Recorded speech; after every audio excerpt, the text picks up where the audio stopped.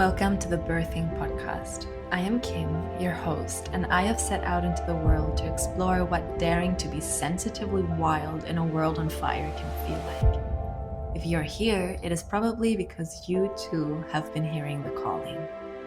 A calling home to what it means to be human, interconnected, alive. A calling for change and responsible action in resonance with life. Let this podcast inspire you on your and our path into wholeness. If you want to set an intention, take a deep breath, pause, and let your inner verse speak. And when you're ready, let's dive in. Welcome to this very special podcast episode. It's my first interview. Rebecca Mary, a choreographer, a dancer based in Freiburg, asked me a couple of very, very interesting questions as part of her anthropology studies, her master's. And I have to say, I did share some bold statements that I invite you to take in with as much nuance as possible. I do believe that sometimes sharing these voices and sharing these opinions start to set something in motion that often we take for granted. So that's my intention behind it. Also and always staying in connection, in compassion, and in gratitude. So enjoy, inquire, and every now and then when you sense yourself being pulled into different directions, questioning who you are, what you're doing in this planet, remember to take a deep breath. It's already here. So I'm just kind of curious first to hear from you. I ask what's the main, the best word to use, but so I know that you teach yoga. I know that you also led this cacao meditation. But is there any other kind of practices within this field that you feel like define your practice? And then maybe also just in relation to that, also just yoga and cacao meditations and all this stuff. How did you come to it would be interesting info for me to hear from you just to get started. Yeah. I guess I will start first with the journey a little bit, and then I think the rest gets a bit clearer. I spent 1 year abroad when I was 16 to 17 years old.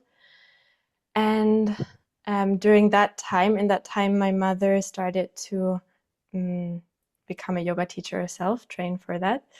And for me, when I came back and saw her after that year, I was just very impressed by how centered, but also self-expressive, just standing up more for herself, sticking up for herself. How that was suddenly much more embodied. And maybe that's also kind of the teenage years and me as a daughter looking up to my mom and thinking, Mom, why don't you say more? Why aren't you stronger? Why aren't you that strong woman that I see in you, but that I don't see you act out? But that was definitely also a judgment here. And that kind of shifted. And then I didn't really want to admit that I wanted to do the same thing as my mom. But I started to practice yoga in my room. Then I graduated high school, and that was 2019. And right after, I wanted to take a yoga teacher training. Up to that point, I didn't engage with any of the culture, the tradition behind it, none of it. It was very much like the typical Western approach. Let's just do the 200 hours and see. I didn't intend to teach or any of that. I was finished with school and I said, okay, I saved up some money. I want to spend it on that. It was a course in Bali, and then COVID hit and all of these plans got canceled. And I ended up doing the teacher training online in my room. So that was a month of me being in my room, which I personally enjoyed a lot. And it also brought back this sense of discipline and of really, yeah, I think that's when I really fell in love with yoga, because there was nothing else. There was no other distraction other than focusing on that. Mm-hmm. Yeah, that was really nice. Yeah, and somehow I started to reach out to the local yoga studio that was doing hybrid things whenever it was possible. I started to teach there. Then I moved to Amsterdam for my studies in politics, psychology, law, and economics. So also a lot of Wow, a mix weaving. of many different things, Cass. Yeah. Yes. Uh-huh. And and the reason why I chose that study program was also because for me everything is connected, Mm-hmm. and I just didn't see a point in only choosing one of them if they all influence each other in some way.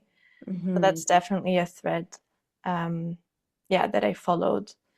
And as I was studying, I started to teach and host in yoga studios, and I really enjoyed the mix, like you also just said, the mix of academic inquiry and the embodiment, and how they could both benefit from each other, and how um, yoga spaces were trying to be apolitical, many of them, and others, and then politics or the studies in general was just not incorporating the body into Mm-hmm. the whole process. So I got really frustrated, I think, more with my study program than with yoga, Mm-hmm. because yoga gave me a platform to be visible more and more in how I approach things. And still, I felt very limited um, by the concept of a yoga studio. Mm-hmm.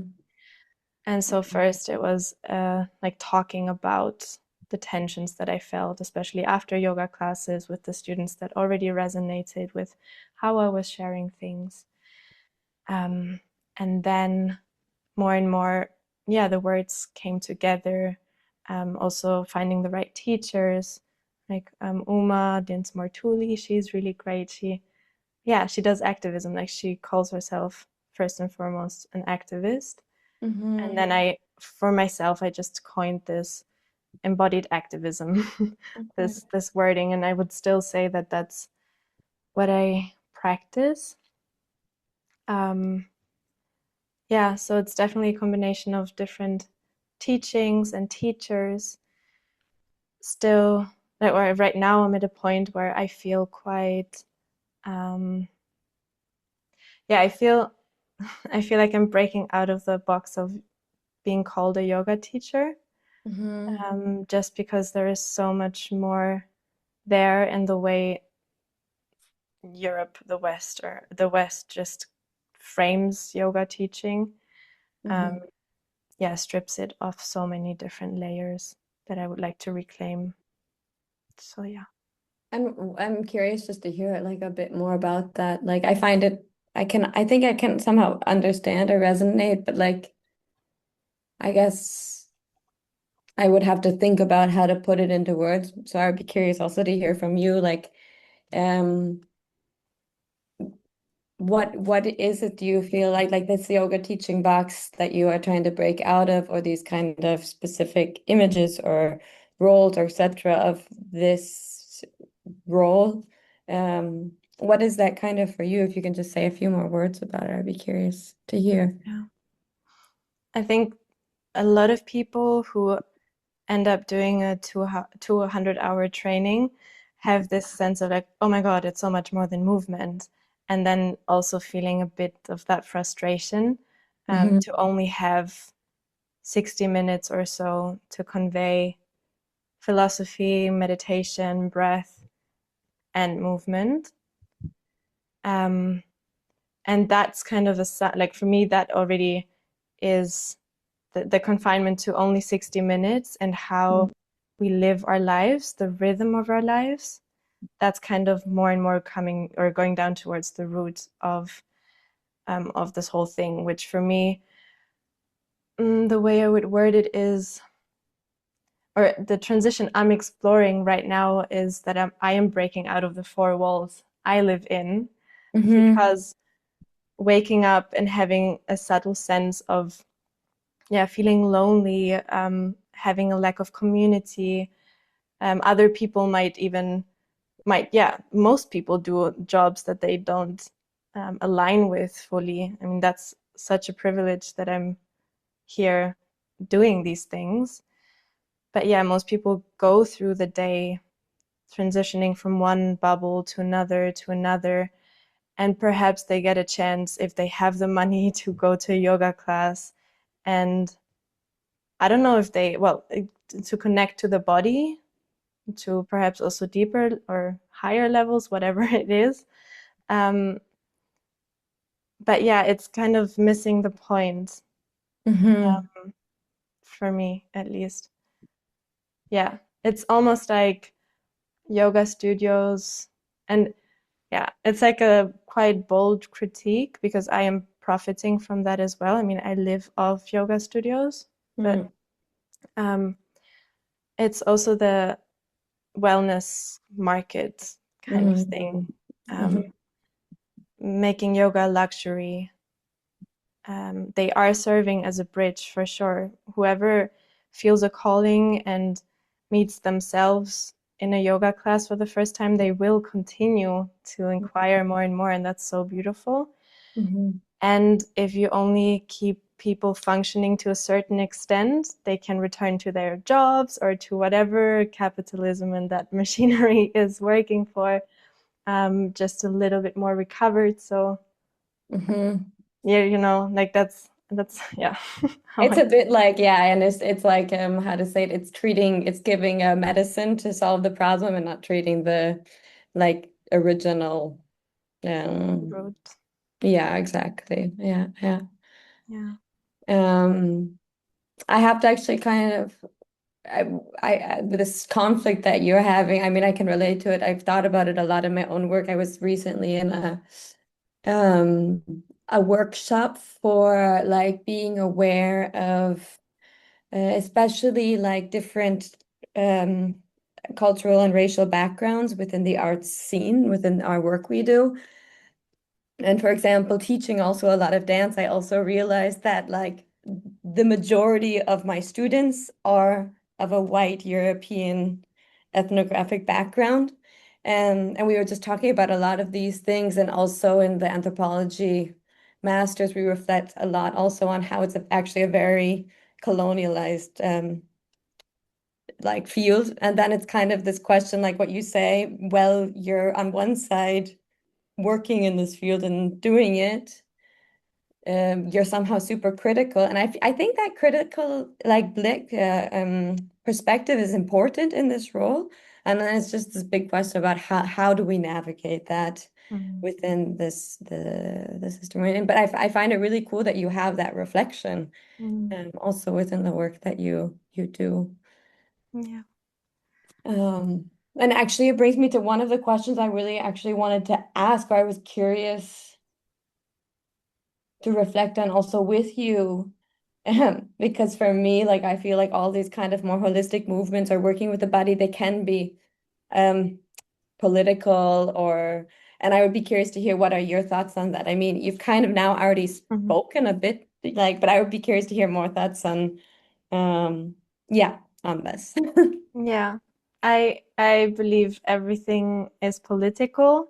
Mm-hmm. So yoga is political, especially like the moment not everyone has access to it.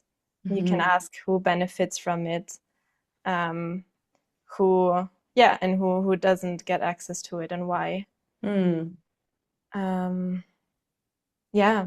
So and I mean, there's again a lot of layers you can argue on an individual level that, yeah, as an individual go to a yoga class, I perhaps experience a sense of liberation. And back comes well, if like it's not enough to be free myself, but Mm-hmm. doing this for the liberation of all, what does that look like? Mm.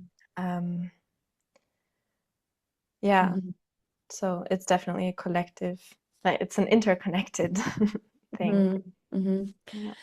How is it for you, like in regards to, because you've also now talked like economic factors are definitely a thing and who can attend. And like I find this also an interesting question. What are the demographics of the people who are in the spaces that we create? And um, yeah, if you feel like you have people from diverse backgrounds there on in all forms, and maybe if yes, how do you navigate it? If no, what are some thoughts that are present for you in regards to this or etc.? Yeah. Yeah. So the average is definitely still like mid or end 20s, beginning 30s, white women. Um, and that's been changing a bit more. So there are more men coming, also again white. And what I also notice is that with this program, Hansafit, that Mm-hmm. allows employees to go to any classes without them having to pay. Mm-hmm. There is more diversity, but I'm Mm. talking about a few, like 10% or something. Um, Yeah, okay. but that's something I've noticed, like, and that made me happy. And if I, yeah, like if I really tap into what I'm feeling, then is okay. Can I hold these spaces that are more diverse? Mm. And that speaks to the embodiment for sure. Like, how can I walk the talk? um, yeah, but definitely, like, there is implicit biases going on when I check people in, especially in one yoga studio where we are like we offer classes in English. Mm-hmm. Um, if at least one person speaks English, which is an inclusive factor, I really appreciate that. But yeah, it starts with how do I approach a person that I assume does not speak German, and Mm. what is that based on? It's based on their looks or behavior or whatever. Or the accent that they have, I Yeah, guess, as well. Yeah. yeah. Oh, yeah. Yeah, that's also interesting. What kind, I mean, I also find it interesting what you talk about with the hands of it. I know that from the dance classes, because the classes I organized, we just also joined with hands of it. And I'm not sure if I feel like until now it's brought so much diversity, but it also is very recent, just a couple months. But I definitely know people are joining who couldn't have joined before, and this is like cool. Um, do you have any, like, can you, this might be difficult, but can you somehow specify what kind of diversity you feel like it's brought? Like ethnic and racial diversity, because I can't really look into people's pockets. Yeah. Only if they um, say something. yeah, only if That's how they, I know. You know. yeah, yeah, yeah, but that's for sure. Like, yeah, what I see visibly, Uh-huh. and also men. Otherwise, yeah, like are the main members, like people who actually buy memberships, they're 90% women, I would say. Mm-hmm. Yeah. Mm-hmm. Mm-hmm. Yeah, it's also, I mean, you could also do a whole reflection on like why do these practices speak more to women than men? I'm reading an article right now on like the kind of macho culture in the US. Mm. And I mean, in general, like the gender norms that men also have to live up to, I'm sure it plays a role somehow. But it would be interesting to look more into that. What is it exactly? And yeah, yeah, Yeah, for sure. yeah, yeah. Um, Maybe like I would love to kind of just stay on this kind more political, social um topic for a moment. And I mean, I think we could say that yoga has kind of boomed, or this like more holistic practices have boomed in the last years in the Western world, maybe throughout the world now, depending on yeah, where and also again, I think it plays a lot of a role, the economic class. But from your perspective, what would you say that it currently plays in society? like these practices or these yeah. Mhm. I think there are different movements. In the mainstream, it's being commodified as a luxury good, as a wellness good. Mhm. Um, Kind of similar. I think it's kind of. I look at Pilates, and I Mhm. think yoga is the stripped down version of it to an extreme. Like if I Mhm. really look at it to an extreme, if you would really empty out yoga and all its richness, then um, yeah, which again, like I think Pilates has a completely different goal, if there is any goal to that. But yeah. And then there are definitely also counter movements. I heard of a yoga studio in Berlin that focuses on community yoga. So they make people join a class, and the first 5 or 10 minutes, you have conversations with your neighbors, with the people sitting left and right to you, so that you, yeah, start to build a sense of community. That's cool. Yeah, I really like those approaches Mhm. because they break that wall of I'm here, I'm doing my thing on my mat for 60 minutes and then I'm gone again. Mhm. Mhm. Mhm. Mhm. Yeah. Um, do you have the feeling it plays any kind of good role in society? Yes. Yeah, apart from like I do think it builds a bridge. It builds a bridge into deepening your spiritual practice, also your political practice, whatever whatever Mhm. your engagement is.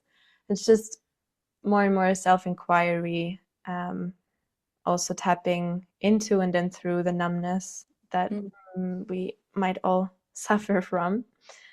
Um, yeah, that's one thing. And yeah, it's interesting.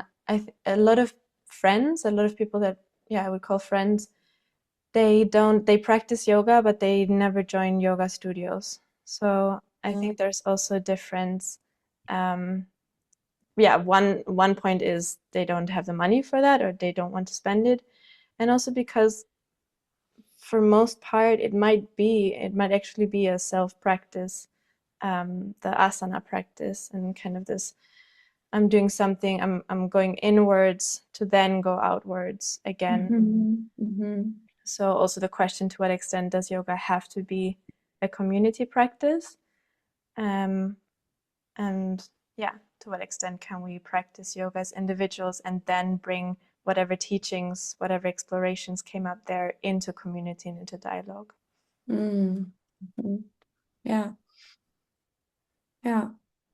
And I'm just curious because I really agree with you. Like for me, my yoga practice, it's always been kind of a mixture of getting input. I mean, but my dance practices have been the same as well. Mm. Like I have some dance colleagues, especially as we were like kind of building up our training stuff, and they were just going to workshop after workshop after workshop. And I realized for me, it's also always important to have this digestion time where I do the practice myself.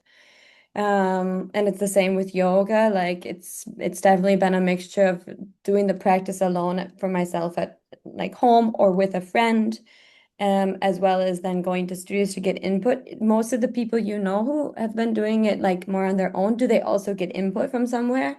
Or yeah, how do they navigate that for yeah. I think, yeah, it's a mix for them. Some do YouTube videos, so that's kind of a quick way. Others have had immersions of months or weeks somewhere else and have really developed their own practice that they do in their way. Hmm. But also there, I also think that at some point you will need to have that mirroring back and Mm-hmm. forth again to develop the practice or develop as a human. Yeah. How has it been for you? For me, it's also a mix. I mean, I have my like a handful of favorite teachers. I notice definitely that I get more and more selective, but not only Mm. with teachers, I think also with a lot of factors, a lot of things in life. The more you have that self-inquiry, the discernment. I'm building that discernment muscle at the moment So there are some teachers that I really appreciate for what they bring in. And then also self-exploration, which looks more like intuitive movement, just self-exploration. And what, from the outside, it might not look like moving on your mat and doing yoga. It might also include, for example, more internal practices like meditating, or is that what you mean by? Yes. So I meant, like, physically, I meant the like intuitive movements, stretching, yawning, all of that, toning as well. I also like to tap, shake, like somatic practices, or what people would call somatic practices. But I started include them into the yoga classes as well, because of course it feeds in. And then as meditations, I like to do the mala, so the kind of the little pearls, or to count them down. And I love to chant as well. So these kind of, and allowing myself to see the practice as, just as life itself, that gives me so much permission. Yeah. That extends beyond the mat, and that you do what's needed for you at the moment. Exactly. I would understand it. So yeah. Nice. And perhaps to add on that is, what I wish to bring into yoga classes and yoga spaces more is the encouragement for people to go home and actually have learned to listen to themselves just a bit more. And of course, we're constantly mirrored, and we need each other to be human. But especially again in the society we live in, I think it's so empowering to have that discernment and the sense of clarity of who and what's good for you, what's good for the body, to let the body speak. Yeah, nice.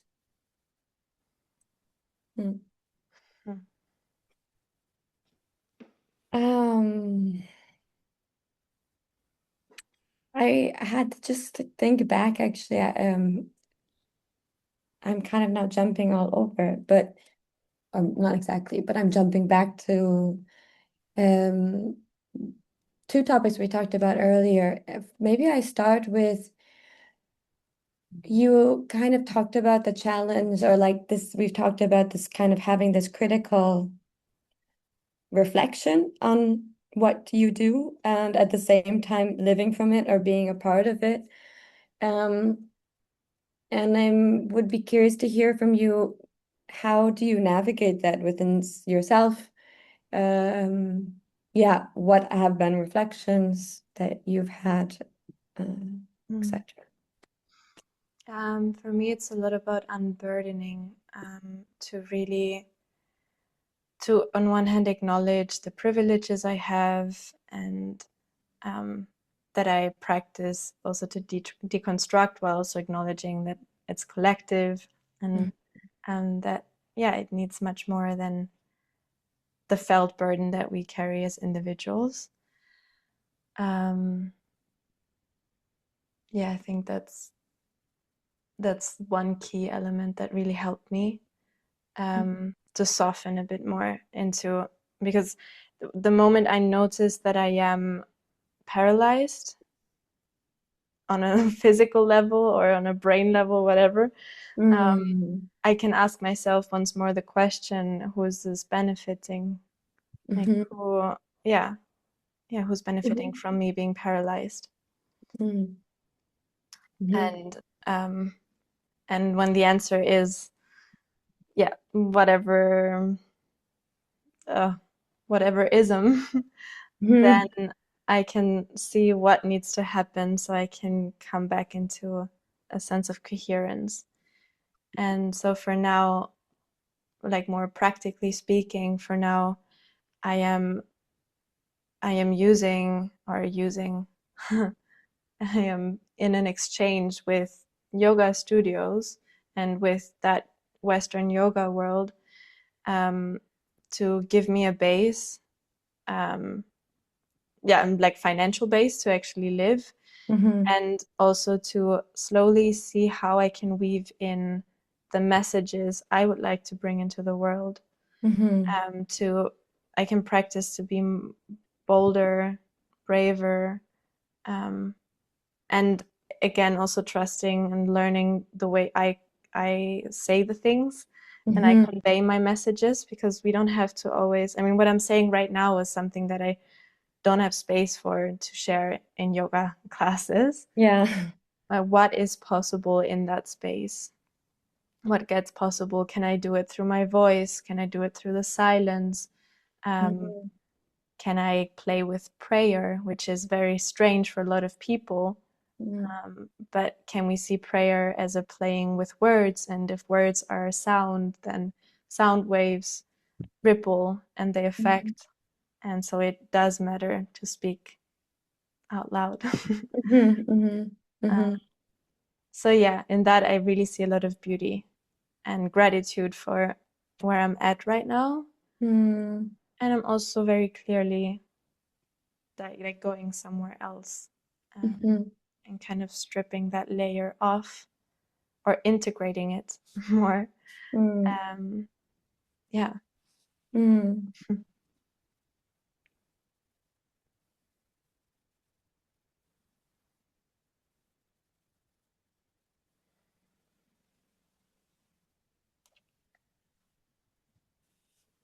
I'm just writing Take your down some time. thoughts. Take your time. Thank you.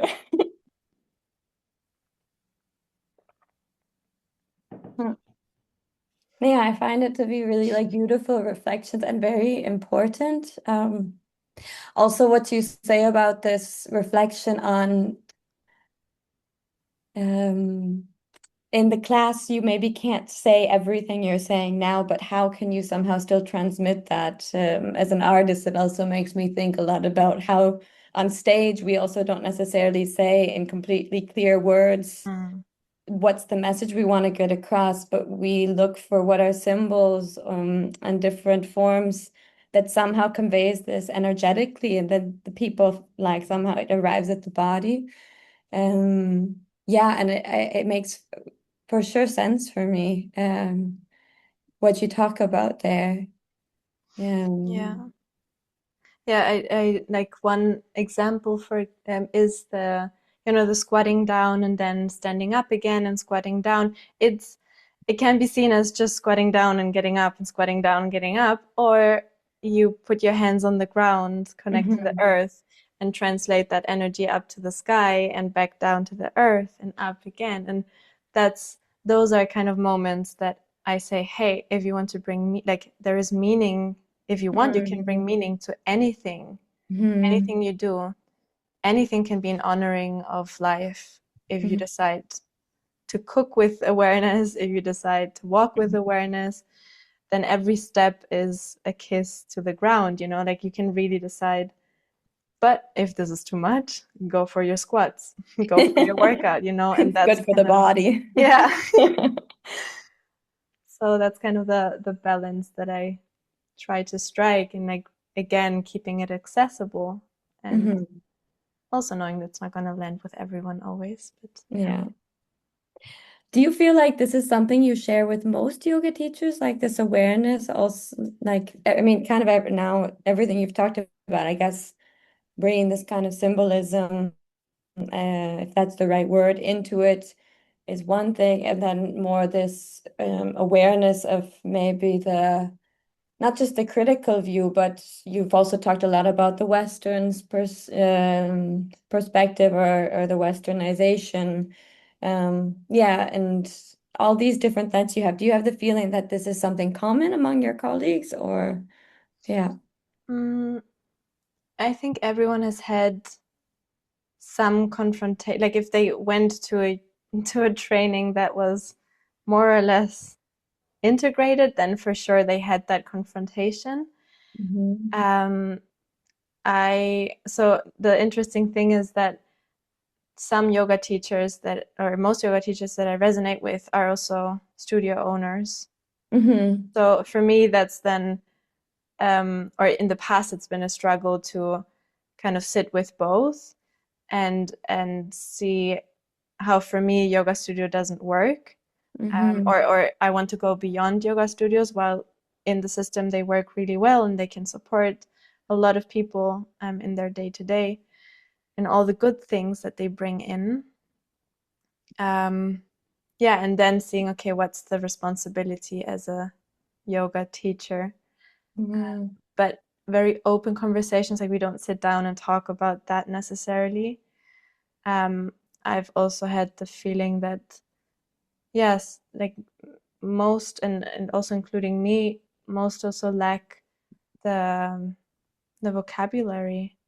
Like the Mm-hmm. moment you're a yoga student, you're not political anymore, so you don't have to engage, or like you're not academic anymore, so you don't have to engage with all of that, and it's up to the academics or the activists or whomever. I'm just bringing the piece to the classroom, this kind of vibe. Mm-hmm. Um, yeah, but I do think and I do hope that there is some degree of reflection. Um, and to be honest, like all teachers that I really appreciate, which are also the ones that are yoga studio owners, they do have that. They're very integrated in their own way. Mm-hmm. They have also, one of them has a family.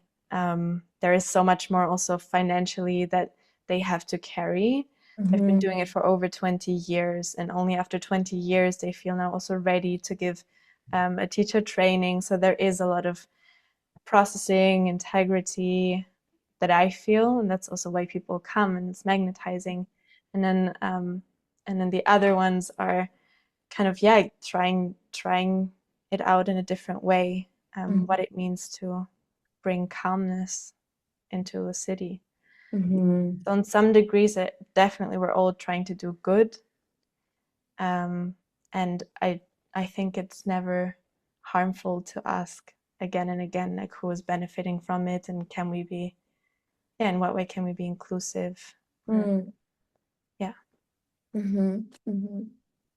And you said like that you feel kind of like the yoga studio is, or as soon as you're a yoga student or teacher, you don't like, you lack the vocabulary also maybe because you leave, I think you said, the thinking up to the like academics or political, like maybe activists or etc. Um, do you feel like, do you agree with that that should be separated? No. No, no. Like, yeah.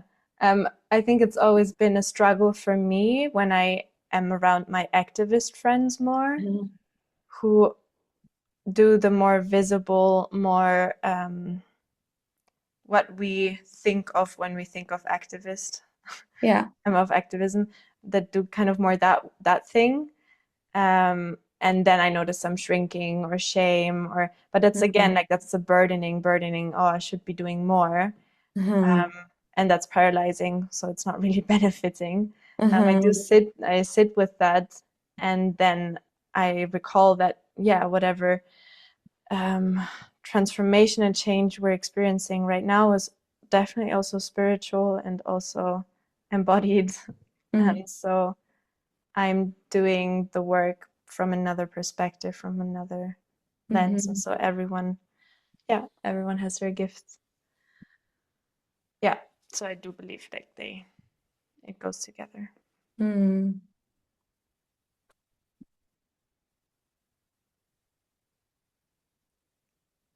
Something I've thought a lot about also in my own mm, journey, processes, pathways is, what does activism actually mean? What Hmm. does it actually look like? Maybe you want to share some thoughts on that from, maybe from your really personal perspective. So, because there's, I think, this kind of general, maybe it also is this very kind of like what you said, what a typical activist looks Mm. like. But yeah, for you, how would you define it or describe it? Well, for me, it's someone who lives in reciprocity with the world and sees their responsibility to give back, and not in a like, oh my God, I have to give back and I have to like kneel down and make myself small, because that's again not how life treats us actually. Mm. But more in a gratitude for all that is. And perhaps, like, to me, activism is also more about the listening more than the acting. It's been really stripped out. Like in the word, the word itself is very misleading, I think. Yeah, actually, that's Yeah. with how you describe it. It's yeah, Yeah. it's interesting. So, because, yeah, acting, reacting, what about responding? What about listening and then responding? I think Mhm. that's the lack um, that a lot of activist spaces experience. There is a sense of something is wrong. Let's react. Let's do something. Let's move. Mhm. Without sitting with what's actually being experienced and growing the capacity, the embodiment in ourselves to listen more and more and more, which is super difficult because there is so much pain and so much grief, but also so much beauty. Yeah.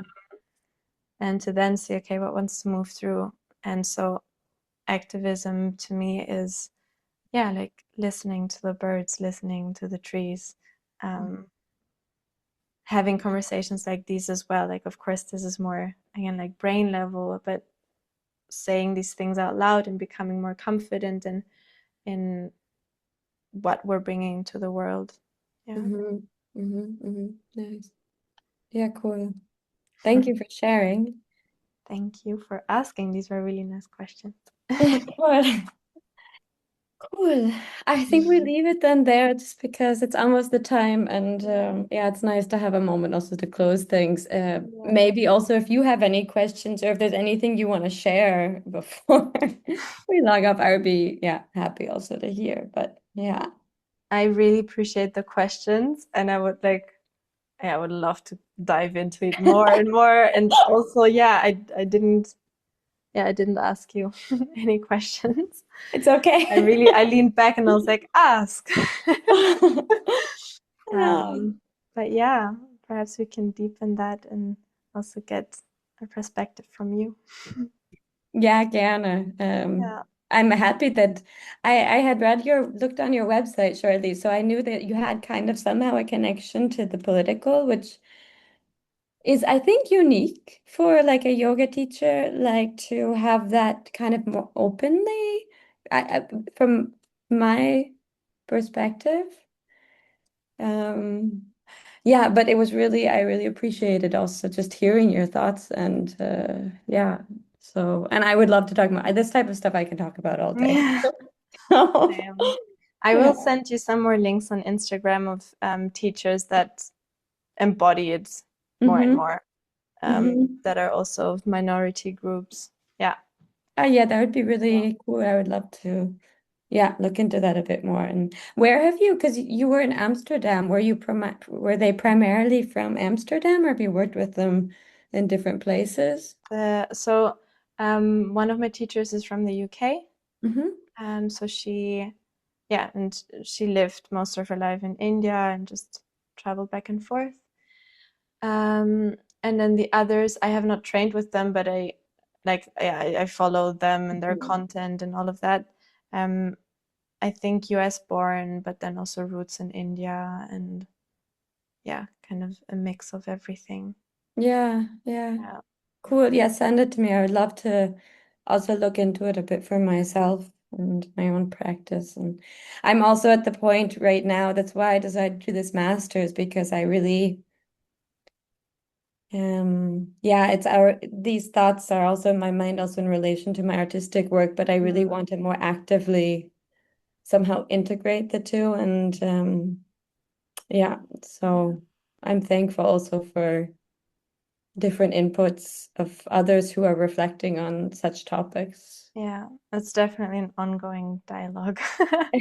And a never-ending process, I Never think. ending. Yeah, yeah.